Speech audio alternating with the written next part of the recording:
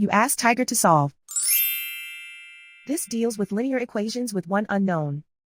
The final result is x equals 6. Let's solve it step by step. Group all x terms on the left side of the equation. Subtract 6x from both sides. Group like terms. Simplify the arithmetic.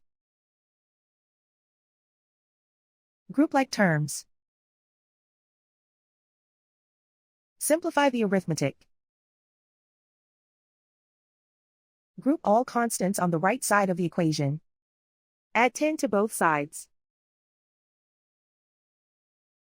Simplify the arithmetic.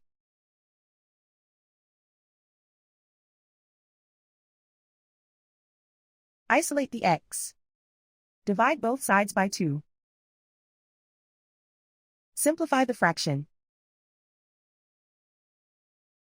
Find the greatest common factor of the numerator and denominator.